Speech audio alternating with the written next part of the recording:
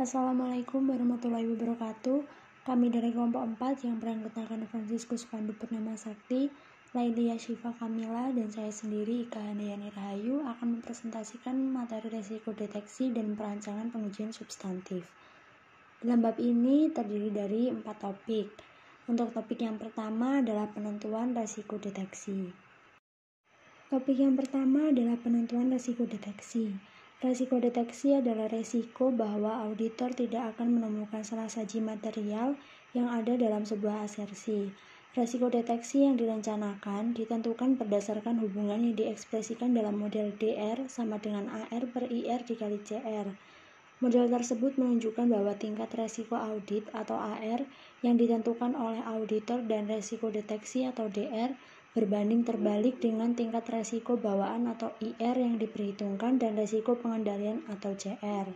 Resiko deteksi merupakan dasar tingkat pengujian substantif yang direncanakan.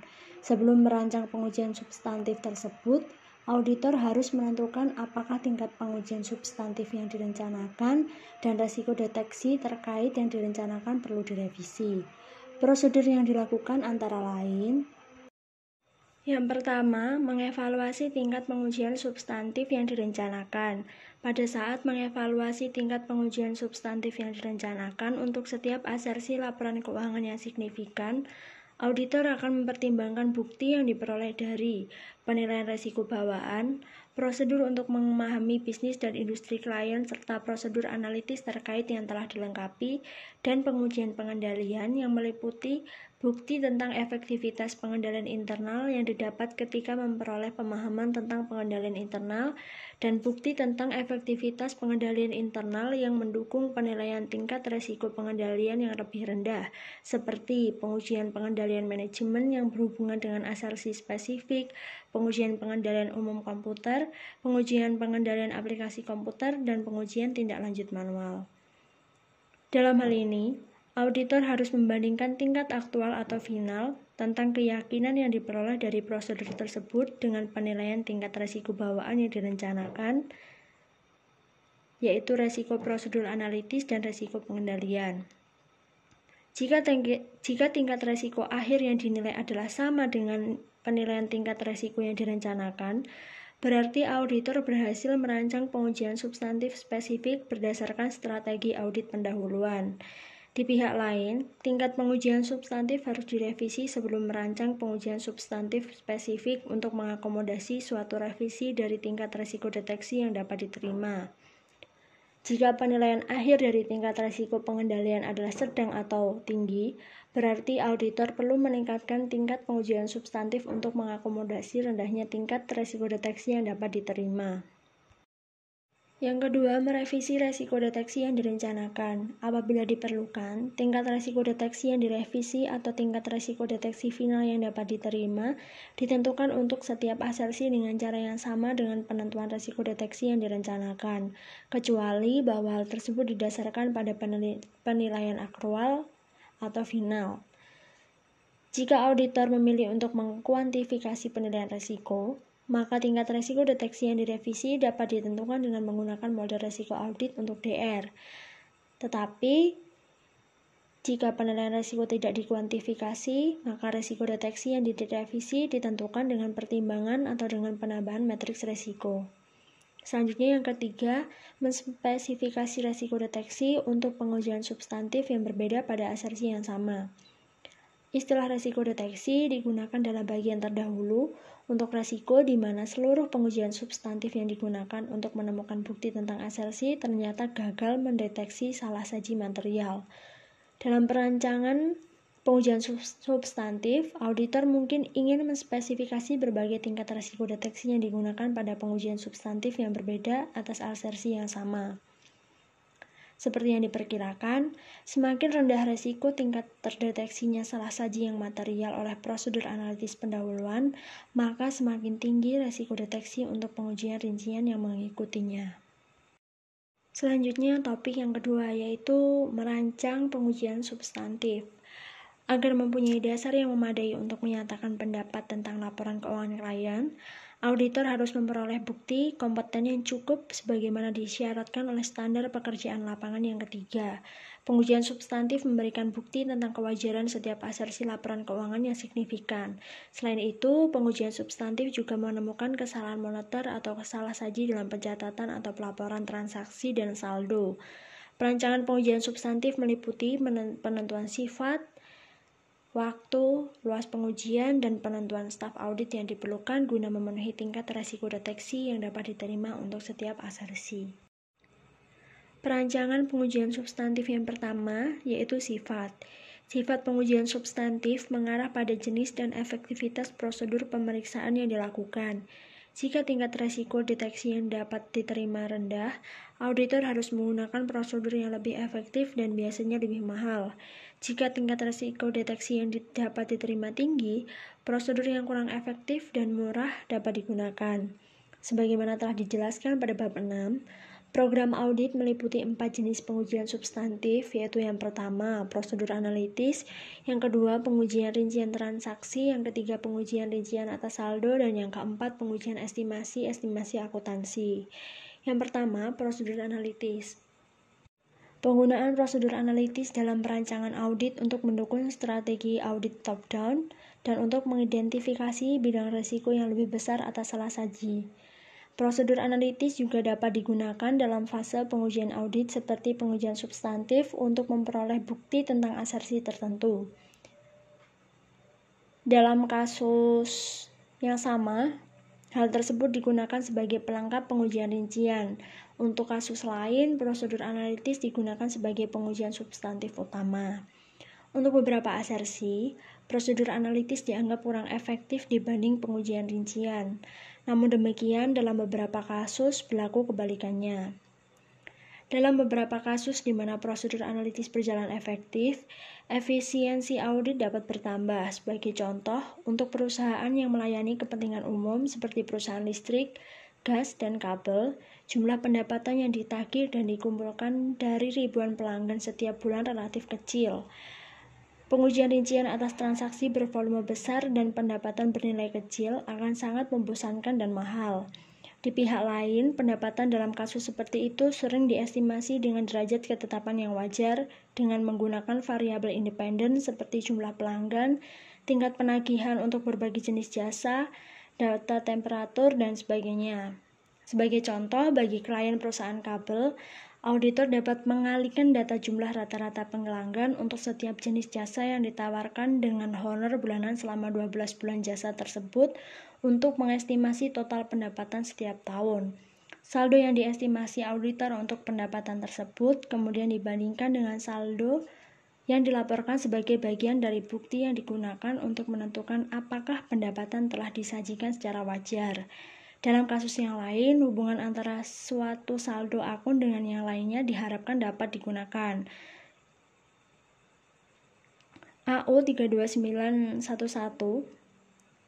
SAS 56 menunjukkan bahwa efektivitas dan efisiensi yang diharapkan dari prosedur analitis bergantung pada sifat asersi, kelayakan dan kemampuan memprediksi suatu hubungan, ketersediaan dan keandalan data yang digunakan untuk mengembangkan harapan dan ketetapan harapan. Pada saat hasil prosedur analitis sesuai dengan yang diharapkan dan tingkat risiko deteksi yang dapat diterima untuk asersi adalah tinggi, tidak perlu lagi dilakukan pengujian rincian. Prosedur analitis pada umumnya merupakan pengujian yang paling murah. Dengan demikian, perhatian harus diberikan pada bagaimana prosedur analitis dapat membantu mencapai tingkat risiko deteksi yang dapat diterima sebelum memilih pengujian rincian. Jika risiko deteksi dievaluasi secara keseluruhan, seringkali penilaian akhir atas risiko prosedur analitis sebelum pelaksanaan pengujian rincian merupakan kegiatan yang efisien dari segi biaya. Prosedur pengujian substantif yang kedua yaitu pengujian rincian atas transaksi. Pengujian rincian atas transaksi terutama melibatkan penelusuran dan pemeriksaan. Sebagai contoh, transaksi yang rinci dapat ditelusuri dari dokumen sumber seperti faktur dan voucher penjualan ke ayat jurnal dalam catatan akuntansi seperti jurnal penjualan dan register voucher, atau ayat jurnal yang rinci dalam catatan akuntansi seperti jurnal pengeluaran kas dan catatan persediaan perpetual dapat di-vouching ke dalam dokumen pendukung seperti cek yang dibatalkan dan faktur-faktur pemasok. Fokus auditor dalam melakukan pengujian ini adalah penemuan kesalahan moneter, bukan penyimpangan dan pengendalian. Penelusuran bermanfaat dalam pengujian kurang saji, dan vouching bermanfaat untuk pengujian lebih saji. Prosedur lainnya yang dapat dilakukan adalah pengajuan pertanyaan dan pelaksanaan perhitungan kembali. Dalam pengujian tersebut, auditor menggunakan bukti yang diperoleh tentang beberapa sampel atau seluruh pendebatan dan pengkreditan secara individual dalam sebuah akun untuk membuat kesimpulan tentang saldo akun.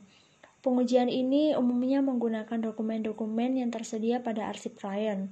Efektivitas pengujian tersebut bergantung pada prosedur dan dokumen tertentu yang digunakan. Sebagai contoh, dokumen yang dihasilkan oleh pihak luar dan dokumen yang dihasilkan secara internal untuk disebarluaskan secara eksternal lebih andal daripada dokumen internal yang tidak dibuat untuk disebarluaskan secara eksternal. Pengujian rincian atas transaksi biasanya lebih banyak memakan waktu sehingga lebih mahal daripada prosedur analitis, walaupun masih lebih murah dibanding pengujian rincian atas saldo. Pengujian rincian atas transaksi dapat efektif dalam hal tertentu jika ditargetkan pada kesalahan potensial. Contohnya, strategi audit berbantuan komputer, membantu auditor untuk mengidentifikasi dan memilih transaksi dengan peningkatan kemungkinan salah saji. Efisiensi biaya pada pengujian rincian atas transaksi juga dapat ditingkatkan jika dilakukan bersamaan dengan pengujian pengendalian sebagai sebuah pengujian bertujuan ganda. Contohnya, auditor dapat menguji sebuah laporan pengecualian yang menunjukkan penjualan untuk pos-pos yang telah ditagih tetapi belum dikirim. Auditor dapat menguji perincian transaksi tersebut bersamaan dengan pengujian prosedur tindak lanjut manual untuk menjelaskan pos-pos dalam laporan pengecualian tersebut. Prosedur pengujian substantif yang ketiga yaitu pengujian rincian atas saldo. Pengujian rincian atas saldo berfokus pada perolehan bukti secara langsung tentang saldo akun, bukan debit dan kredit secara individual yang ada di dalam neraca. Sebagai contoh, auditor meminta kepada bank untuk mengkonfirmasi saldo kas dan pelanggan untuk mengkonfirmasi saldo piutang usaha. Auditor juga dapat menginspeksi aktiva pabrik, mengobservasi persediaan klien, dan melakukan pengujian penentuan harga persediaan akhir. Keefektifan pengujian ini juga bergantung pada prosedur tertentu yang dilakukan dan jenis bukti yang diperoleh. Gambaran terkait efektivitas pengujian saldo dapat disesuaikan guna memenuhi tingkat risiko deteksi yang berbeda untuk penilaian atau alokasi asersi kas di bank. Misalnya risiko deteksi tinggi. Pengujian rincian atas saldonya men-scan rekonsiliasi bank yang disiapkan klien dan memverifikasi ketepatan matematis atas rekonsiliasi tersebut. Apabila risiko deteksinya sedang, pengujian rincian atas saldonya yaitu mereview rekonsiliasi bank yang disiapkan klien dan memverifikasi pos-pos rekonsiliasi yang penting serta ketepatan matematis rekonsiliasi tersebut. Apabila risiko deteksinya rendah, pengujian rincian atas saldonya menyiapkan rekonsiliasi bank dengan menggunakan laporan bank yang diperoleh dari klien dan melakukan verifikasi pos-pos rekonsiliasi yang penting serta ketepatan matematisnya. Apabila risiko deteksinya sangat rendah, pengujian rincian atas saldonya meminta laporan bank langsung dari bank, menyiapkan rekonsiliasi bank, dan melakukan verifikasi pada seluruh pos-pos rekonsiliasi serta ketepatan matematisnya. Pengujian rincian atas saldo sering menggunakan dokumen eksternal atau pengetahuan personal auditor secara langsung. Dengan demikian, pengujian ini sangat efektif, namun pengujian ini juga cenderung sangat memakan waktu dan mahal untuk dilakukan. Dan prosedur pengujian substantif yang terakhir yaitu pengujian rincian atas estimasi akuntansi. Estimasi akuntansi merupakan perkiraan elemen laporan keuangan, item, atau akun kas tidak adanya pengukuran yang tepat. Contoh estimasi akuntansi adalah penyusutan periodik, penyisihan piutang tak tertagih, dan beban jaminan. Pengujian estimasi akuntansi biasanya meliputi pengujian atas saldo, tetapi selalu memerlukan bukti yang unik. Sebagai contoh, konfirmasi piutang usaha dapat memberikan bukti bahwa pelanggan mempunyai hutang dalam jumlah tertentu kepada perusahaan. Akan tetapi, hal ini tidak memberikan bukti bahwa piutang dapat ditagih. Estimasi akuntansi biasanya meliputi elemen prospektif yang signifikan, misalnya apakah piutang akan dapat ditagih di masa mendatang atau apakah jaminan dapat diharapkan dibayar di masa mendatang. Manajemen bertanggung jawab untuk menetapkan proses dan pengendalian estimasi akuntansi. Pertimbangan diperlukan dalam pembuatan estimasi akuntansi. Estimasi akuntansi mempunyai dampak yang signifikan terhadap laporan keuangan perusahaan. Berdasarkan AU 34207 atau SAS 57 menyebutkan bahwa tujuan auditor dalam mengevaluasi estimasi akuntansi adalah untuk memperoleh bukti kompeten yang cukup untuk memberikan kepastian yang layak bahwa seluruh estimasi akuntansi yang penting dalam laporan keuangan telah dikembangkan. Estimasi akuntansi telah sesuai dengan lingkungan atau situasi yang ada. Estimasi akuntansi telah disajikan sesuai dengan prinsip akuntansi yang berlaku dan diungkapkan secara memadai. Dalam penentuan apakah estimasi yang diperlukan telah dibuat, auditor harus mempertimbangkan industri di mana perusahaan beroperasi, metode pengaturan bisnisnya, dan pernyataan akuntansi terbaru. Struktur pengendalian internal perusahaan dapat mengurangi kemungkinan salah saji material pada estimasi akuntansi, dan dengan demikian dapat mengurangi luas pengujian substantif. Untuk mengevaluasi kelayakan estimasi di atas, AU 34209 menguraikan bahwa auditor harus mengkonsentrasikan pada asumsi-asumsi dan faktor-faktor penting yang digunakan manajemen seperti signifikansi terhadap estimasi akuntansi, sensitif terhadap variasi dan penyimpangan dari pola lama, serta subjektif serta dapat berpengaruh pada salah saji dan bias. Bukti tentang kewajaran estimasi tersebut dapat diperoleh auditor dari satu atau beberapa pendekatan. Di antaranya, melakukan prosedur untuk mereview dan menguji proses manajemen dalam membuat estimasi, membuat ekspektasi yang independen atas estimasi, dan mereview transaksi dan kejadian berikutnya yang terjadi sebelum menyelesaikan audit yang berkaitan dengan estimasi tersebut. Prosedur yang dilakukan meliputi yang pertama, pertimbangan relevansi, reliabilitas, dan kecukupan data serta faktor-faktor lain yang digunakan oleh manajemen. Yang kedua, pengevaluasian kelayakan dan konsistensi asumsinya, dan yang ketiga, melaksanakan ulang perhitungan yang telah dilakukan manajemen. Yang selanjutnya, ilustrasi sifat pengujian substantif. Aplikasi 4 jenis pengujian substantif yang dibahas pada bagian sebelumnya dapat digambarkan dengan konteks akun-akun berikut ini. Yang pertama, piutang usaha. Yang kedua, pendapatan penjualan. Dan yang ketiga, beban komisi. Untuk menyederhanakan ilustrasi tersebut, hanya satu akun piutang usaha yang ditunjukkan. Akan tetapi dalam praktek, tentu saja ada beberapa jenis akun pengendali yang didukung oleh akun buku pembantu pelanggan yang berisi pendebetan dan pengkreditan secara individual untuk transaksi yang mempengaruhi setiap pelanggan. Jadi kita akan menganggap bahwa saldo awal piutang usaha telah disajikan secara wajar berdasarkan audit tahun-tahun sebelumnya. Untuk menentukan bahwa saldo akhir piutang usaha disajikan dengan wajar, auditor dapat mempertimbangkan bukti-bukti yang diperoleh dari beberapa pengujian substantif berikut. Yang pertama, prosedur analitis. Kemungkinan meliputi, yang pertama, membandingkan nilai absolut saldo akhir tahun tersebut dengan saldo-saldo tahun sebelumnya, jumlah yang dianggarkan, atau nilai lain yang diperkirakan berdasarkan perubahan aktivitas penjualan dan kebijakan kredit. Yang kedua, menggunakan saldo akhir untuk menentukan persentase piutang usaha terhadap aktiva lancar untuk perbandingan dengan tahun sebelumnya, data industri, atau nilai yang diharapkan lainnya.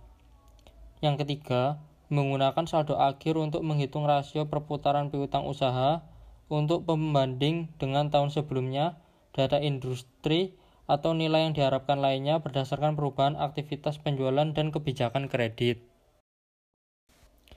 Yang kedua, pengujian rincian atas transaksi. Kemungkinannya meliputi pemeriksaan sampel pendebetan dan pengkreditan secara individual dalam akun pelanggan untuk kelompok transaksi yang diindikasikan ke ayat jurnal yang mengoffset, dan dokumen-dokumen pendukung seperti faktur penjualan, otorisasi penghapusan piutang tak tertagih, dan memo kredit untuk retur dan potongan penjualan. Yang kedua, penelusuran data dan transaksi dari dokumen, sumber, dan jurnal ke ayat jurnal terkait dalam akun pelanggan untuk kelompok transaksi yang ditunjukkan tersebut. Yang ketiga, pengujian rincian atas saldo. Kemungkinannya meliputi yang pertama, menentukan bahwa saldo akhir dalam akun pelanggan individu sama dengan saldo akun pengendalinya. Yang kedua, mengkonfirmasi saldo akhir pada sampel akun pelanggan secara langsung kepada pelanggan yang bersangkutan. Yang selanjutnya yang keempat, pengujian rincian atas saldo yang melibatkan estimasi akuntansi. Kemungkinannya meliputi yang pertama, menguji penetapan umur piutang dengan memvouching jumlah-jumlah dalam kategori penetapan umur piutang untuk akun-akun sampel ke dokumen pendukung.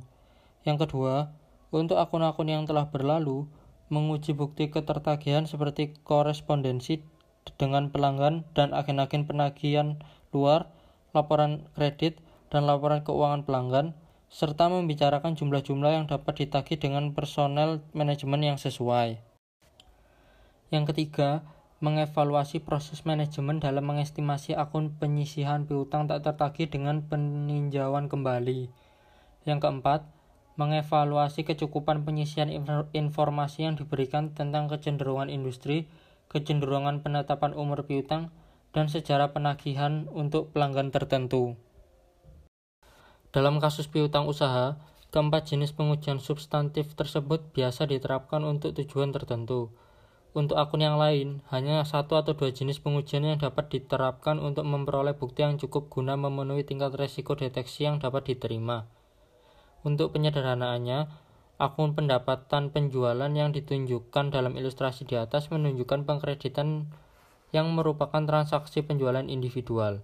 Dalam praktik, akun pendapatan penjualan dapat ditunjukkan dalam total harian, mingguan, atau bulanan yang diperoleh dari jurnal penjualan. Dalam setiap kasus tersebut, untuk menentukan kewajaran penyajiannya, pendapatan penjualan, auditor dapat memperoleh bukti dari beberapa hal berikut. Yang pertama, prosedur analitis. Kemungkinannya meliputi yang pertama, membandingkan nilai absolut saldo akhir dengan saldo tahun sebelumnya, jumlah yang dianggarkan, atau nilai perkiraan lainnya. Yang kedua, membandingkan saldo akhir dengan estimasi independen dari saldo akhir. Yang kedua, pengujian rincian atas transaksi. Kemungkinannya meliputi yang pertama, vouching setiap kredit ke debit yang mengofset piutang usaha dan ke dokumen pendukung, seperti faktur penjualan, dokumen pengiriman, dan pesanan penjualan. Yang kedua, penelusuran data transaksi dari dokumen sumber. Jika dapat diterapkan, hal ini termasuk penelusuran data transaksi ke jurnal penjualan, dan kemudian penelusuran posting dari jurnal penjualan ke akun penjualan. Yang ketiga, pengujian rincian atas saldo. Jenis pengujian ini kurang dapat diterapkan kecuali digunakan akun-akun terpisah untuk mencatat pendapatan yang diperoleh dari kontrak dengan segelintir pelanggan utama. Dalam beberapa kasus, pendapatan dari kontrak tersebut dapat dihitung kembali atau dikonfirmasikan. Dalam kasus lain, karena adanya hubungan langsung antara piutang usaha dengan penjualan, maka beberapa bukti dapat diperoleh dengan memperluas kesimpulan-kesimpulan pada akun pendapatan penjualan dari bukti yang diperoleh dari pengujian rincian atas saldo yang dilakukan terhadap piutang usaha. Yang keempat, pengujian rincian atas saldo yang melibatkan estimasi akuntansi. Pengakuan pendapatan untuk beberapa perusahaan dilakukan secara langsung. Dalam contoh lain, estimasi akuntansi merupakan aspek penting dalam pengakuan pendapatan. Sebagai contoh, perusahaan konstruksi mengakui pendapatan berdasarkan metode persentase penyelesaian. Oleh karena itu, pentingnya estimasi persentase penyelesaian, auditor dapat menggunakan seorang ahli dalam industri untuk mengevaluasi estimasi tersebut. Auditor dapat juga mengevaluasi retur penjualan dan penyisihan untuk membandingkan retur yang diestimasi dengan penjualan pada tahun berjalan. Auditor harus mengevaluasi proses manajemen dalam mengestimasi retur penjualan dan penyisihan dengan peninjauan kembali dan menentukan bahwa perubahan kebijakan dan kecenderungan industri telah diperhitungkan secara tepat. Akun beban komisi yang ditunjukkan dalam ilustrasi di atas adalah contoh yang baik, di mana hanya satu dari ketiga jenis pengujian substantif yang diperlukan untuk menentukan tingkat resiko deteksi yang dapat diterima. Rincian tentang setiap debat ke akun-akun tersebut dapat disajikan dengan memeriksa dokumen sumber dan menghitung kembali komisi-komisi secara individual. Akan tetapi, untuk akun jenis ini, perolehan bukti dengan menghitung estimasi independen atas total beban komisi dengan menggunakan hubungan yang diharapkan terhadap saldo akun pendapatan penjualan dan kemudian membandingkan estimasi tersebut dengan saldo yang dicatat untuk beban komisi dianggap telah cukup. Yang selanjutnya, penentuan waktu. Tingkat resiko deteksi yang dapat diterima mungkin mempengaruhi penentuan waktu pengujian substantif. Jika resiko deteksi tinggi, pengujian dapat dilakukan beberapa bulan sebelum akhir tahun. Sebaliknya, pada saat resiko deteksi untuk satu asersi rendah, pengujian substantif dapat dilakukan pada atau mendekati tanggal neraca. Pengujian substantif sebelum tanggal neraca. Seorang auditor dapat melakukan pengujian substantif atas rincian akun pada tanggal intern. Keputusan untuk melakukan pengujian sebelum tanggal neraca harus berdasarkan apakah auditor dapat yang pertama, mengendalikan bertambahnya risiko audit bahwa salah saji yang material akan ada dalam akun tersebut pada tanggal neraca, namun tidak dapat dideteksi oleh auditor. Risiko tersebut semakin besar jika periode waktu yang tersisa antara tanggal pengujian interim dan tanggal neraca diperpanjang. Yang kedua, mengurangi biaya pengujian substantif yang diperlukan pada tanggal neraca untuk memenuhi tujuan audit yang direncanakan, sehingga pengujian sebelum tanggal neraca menjadi efektif dalam segi biaya. Pengujian substantif sebelum tanggal neraca tidak membatasi kebutuhan pengujian substantif pada tanggal neraca. Beberapa pengujian untuk periode sisa biasanya meliputi yang pertama, perbandingan saldo akun pada dua tanggal yang mengidentifikasikan jumlah yang kelihatannya tidak biasa dan menyelidiki jumlah tersebut. Yang kedua, prosedur analitis lainnya atau pengujian substantif rincian lainnya untuk memberikan dasar yang layak bagi perluasan kesimpulan audit interim sampai tanggal neraca. Jadi jika perencanaan dan pelaksanaan telah dilakukan dengan baik, kombinasi pengujian substantif sebelum tanggal neraca dan pengujian substantif untuk periode yang tersisa dapat memberikan auditor bahan bukti kompeten yang cukup untuk menjadi dasar yang memadai dalam menyatakan pendapat tentang laporan keuangan klien. Luas pengujian substantif. Semakin banyak bukti yang diperlukan untuk mencapai tingkat risiko deteksi yang rendah yang dapat diterima daripada risiko deteksi yang tinggi. Auditor dapat mengubah jumlah bukti yang diperoleh dengan mengubah luas pengujian substantif yang dilakukan. Dalam praktek, perluasan digunakan untuk merata-ratakan jumlah item atau ukuran sampel di mana pengujian atau prosedur tertentu diharapkan. Dengan demikian, pengujian substantif yang dilakukan semakin luas ketika auditor mengonfirmasi 200 piutang usaha daripada 100 piutang usaha, atau menelusuri 100 e-jurnal penjualan ke dokumen pendukung daripada 50 e-jurnal. Ukuran sampel di mana pengujian tertentu diterapkan merupakan bahan pertimbangan profesional. Sampling statistik untuk pengujian substantif dapat digunakan dalam membantu auditor menentukan ukuran sampel yang diperlukan untuk mencapai tingkat risiko deteksi spesifik. Yang selanjutnya, pemilihan staf.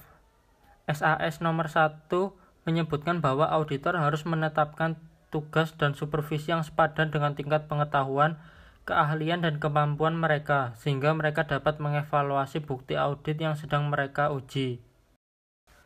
Yang selanjutnya, SAS nomor 82 menyebutkan bahwa auditor dapat merespon risiko salah saji yang material karena adanya kesalahan dalam penunjukan personil. Tugas seperti audit estimasi akuntansi, misalnya pengevaluasian keusangan persediaan, memerlukan tingkat keahlian dan pengalaman industri yang lebih besar daripada tugas untuk melakukan pengujian saldo seperti pengobservasian eksistensi persediaan. Pengujian substantif harus ditugaskan kepada personil dengan keahlian, kemampuan, dan pengalaman yang cukup. Baik, selanjutnya kita akan membahas mengenai pengembangan program audit untuk pengujian substantif. Penggunaan teknologi informasi untuk mendukung pengujian substantif. Saat klien menggunakan teknologi informasi untuk aplikasi akuntansi yang signifikan, auditor juga memiliki kesempatan untuk menggunakan paket perangkat lunak audit untuk membuat audit ini lebih efektif dan lebih efisien. Di samping menggunakan teknik audit berbantuan komputer untuk pengujian pengendalian, perangkat lunak audit telah dikembangkan untuk berbagai aplikasi pengujian substantif yang luas. Satu jenis perangkat lunak audit yang biasa digunakan yaitu perangkat lunak audit yang umum. Perangkat lunak ini dapat digunakan oleh auditor untuk arsip-arsip komputer klien yang dihasilkan dalam berbagai data organisasi dan metode-metode pemrosesan, sehingga hal tersebut dapat dihubungkan dari satu klien ke klien lainnya. Paket tersebut tersedia dengan biaya sedang dari pemasok perangkat lunak, AICPA, dan kantor akuntan publik yang memasarkan paket hasil pengembangan mereka sendiri. Penggunaan perangkat lunak audit ini memungkinkan auditor mengerjakan data dalam jumlah yang besar dengan efektif. Hal tersebut juga mengurangi ketergantungan auditor kepada personel teknologi informasi klien. Contoh aplikasi pengujian substantif yang pertama yaitu pemilihan dan pencetakan sampel-sampel audit. Komputer sendiri dapat diprogram untuk memilih sampel audit sesuai kriteria yang dispesifikasi oleh auditor. Sampel-sampel tersebut dapat digunakan untuk berbagai tujuan. Semisal, piutang usaha pelanggan secara individual mungkin dipilih untuk konfirmasi, atau auditor sendiri mungkin tertarik dalam memperoleh daftar seluruh item yang nilainya melebihi jumlah normal tertentu. Sampel-sampel tersebut dipilih berdasarkan berbagai kriteria. Dan auditor ini juga dapat menggunakan perangkat lunak audit untuk item-item sampel yang mungkin berisi beberapa kesalahan. Contohnya, saat mengaudit biaya persediaan, auditor dapat membuat sampel biaya-biaya yang mempunyai perubahan lebih dari 10% dari audit sebelumnya. Contoh yang kedua yaitu pengujian kalkulasi dan pembuatan perhitungan. Kegunaan umum lainnya dari komputer sendiri adalah untuk menguji keakuratan perhitungan dalam mesin yang dapat membaca arsip data. Pengujian penjumlahan ke samping, penjumlahan ke bawah, ataupun perhitungan lain dapat dilakukan. Sebagai contohnya, kuantitas persediaan ini dapat dihitung dengan biaya per unit dan jumlah persediaan yang dikalkulasi ulang. Contoh lain yaitu piutang usaha pelanggan dapat dijumlah ke bawah secara individual dan total seluruh akun yang dibuat. Contoh aplikasi pengujian substantif yang ketiga yaitu peringkasan data dan pelaksanaan analisis. Auditor ini biasanya menginginkan data klien disusun kembali dalam cara yang akan sesuai dengan tujuan tertentu. Contohnya yaitu auditor ingin menentukan pos-pos persediaan yang bergerak lambat, saldo debit hutang usaha, ataupun piutang usaha yang telah jatuh tempo. Demikian juga dalam melakukan prosedur analitis, auditor dapat menggunakan komputer untuk menghitung rasio yang diinginkan dan data komparatif lainnya. Dan contoh aplikasi pengujian substantif yang terakhir yaitu pembandingan data audit dengan catatan-catatan komputer. Data audit yang dihasilkan dari pekerjaan yang dilakukan oleh auditor ini dapat dibandingkan dengan informasi dalam catatan komputer. Pertama yaitu data audit harus dikonversi ke dalam bentuk yang dapat dibaca mesin. Uji hitung yang dibuat oleh auditor atas kuantitas persediaan di tangan dapat dibandingkan dengan kuantitas yang ditunjukkan pada catatan persediaan perpetual atau kuantitas yang ditentukan oleh perusahaan sebagai hasil dari perhitungan fisik persediaan. Program audit ilustratif untuk pengujian substantif. Keputusan auditor sendiri mengenai pada rancangan pengujian substantif diperlukan untuk pendokumentasian pada kertas kerja dalam bentuk program audit tertulis. Program audit sendiri merupakan daftar prosedur audit yang akan dilakukan. Selain untuk daftar prosedur audit, setiap program audit sendiri harus mempunyai kolom untuk yang pertama, yaitu referensi silang kertas kerja lainnya yang berisi bukti yang diperoleh dari setiap prosedur ketika dapat diterapkan. Yang kedua, titik awal auditor yang melakukan setiap prosedur. Dan ketiga, tampilan tanggal pada prosedur yang telah diselesaikan. Dalam praktik, auditor mempunyai sudut pandang yang berbeda tentang luasnya rincian yang ditunjukkan dalam program audit.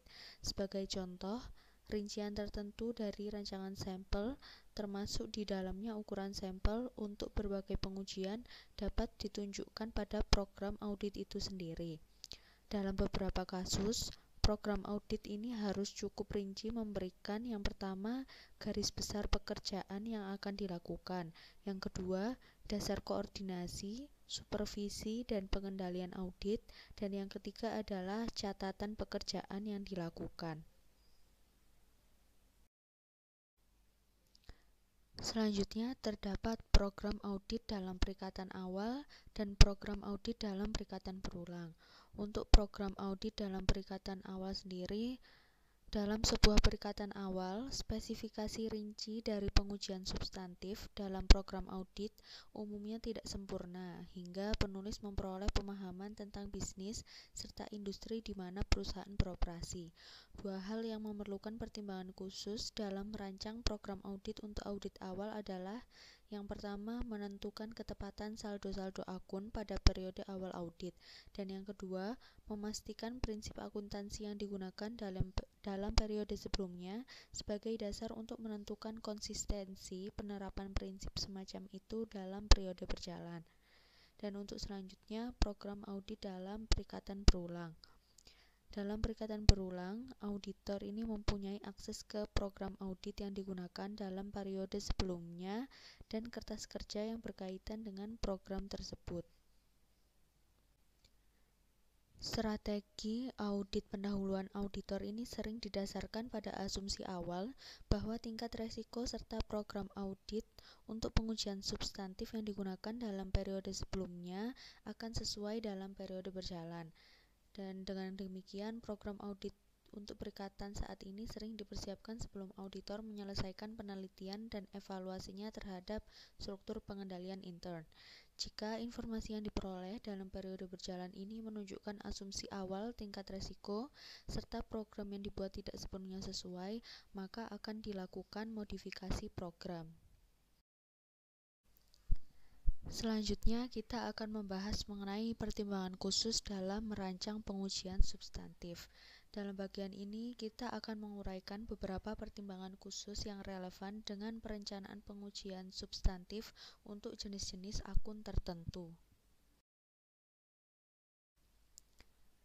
Yang pertama adalah akun-akun laporan laba rugi.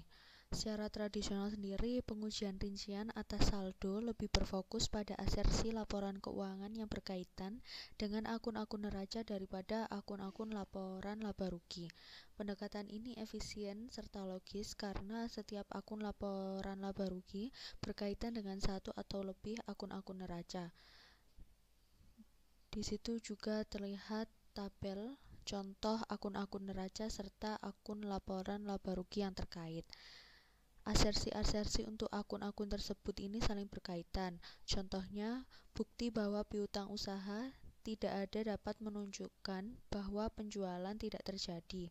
Hal ini tidak selalu demikian karena piutang yang valid kadang tidak dicatat karena kegagalan perusahaan dalam mencatat bukti pembayaran yang dikirim pelanggan. Oleh karena hubungan tersebut, jika dibandingkan dengan pengujian substantif atas akun neraca, pengujian akun laporan laba rugi lebih condong ke prosedur analitis dan sedikit ke pengujian rincian. Selanjutnya, prosedur analitis untuk akun-akun laporan laba rugi. Prosedur analitis ini dapat menjadi alat audit untuk memperoleh bukti audit tentang saldo laporan laba rugi. Jenis pengujian substantif ini dapat digunakan secara langsung ataupun tidak langsung. Untuk pengujian langsung sendiri terjadi ketika akun pendapatan atau akun beban ini dibandingkan dengan data relevan lainnya untuk menentukan kewajaran saldo tersebut. Contohnya, rasio komisi penjualan terhadap penjualan dapat dibandingkan dengan hasil tahun-tahun sebelumnya dan data anggaran untuk tahun berjalan. Dan untuk pengujian tidak langsung sendiri terjadi apabila bukti mengenai saldo laporan laba rugi dapat diperoleh dari prosedur analitis yang dipakai untuk akun neraca yang berhubungan. Contohnya adalah perputaran piutang usaha dapat digunakan untuk memverifikasi piutang usaha, serta temuan tersebut berdampak pada apakah beban piutang tak tertagih dan penjualan telah disajikan dengan wajar. Di sini juga terdapat pengujian rincian atas akun-akun laporan laba rugi.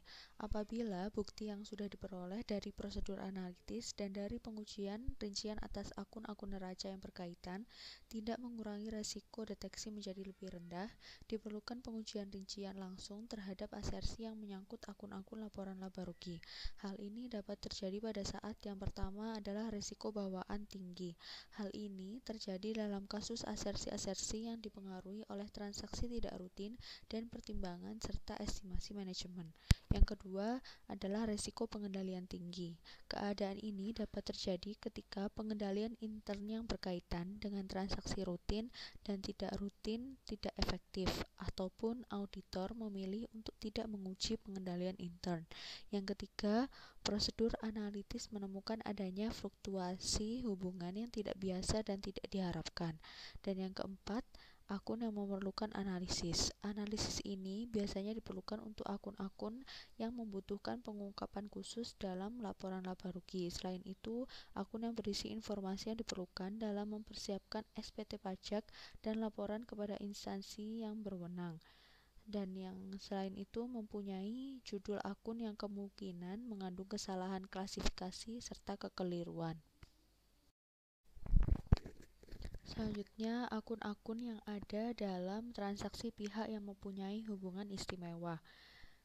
Jenis transaksi ini menjadi perhatian auditor karena transaksi tersebut tidak dilakukan berdasarkan sikap yang independen dari pihak-pihak yang bersangkutan. Tujuan auditor dalam mengaudit transaksi pihak yang mempunyai hubungan istimewa sendiri yaitu untuk memperoleh bahan bukti berkenaan dengan tujuan, sifat, dan luas transaksi tersebut dan pengaruhnya terhadap laporan keuangan. Dalam audit yang mengidentifikasi transaksi pihak yang mempunyai hubungan istimewa, auditor di sini tidak perlu menentukan apakah transaksi tertentu telah terjadi jika pihak-pihak tersebut belum berhubungan atau apakah perubahan harga atau persyaratan telah ada. Akan tetapi di sini auditor perlu menentukan substansi transaksi pihak yang mempunyai hubungan istimewa dan pengaruhnya terhadap laporan keuangan. Sekian presentasi dari kami kelompok 4 mengenai resiko deteksi dan perancangan pengujian substantif. Kurang lebihnya kami mohon maaf. Wassalamualaikum warahmatullahi wabarakatuh.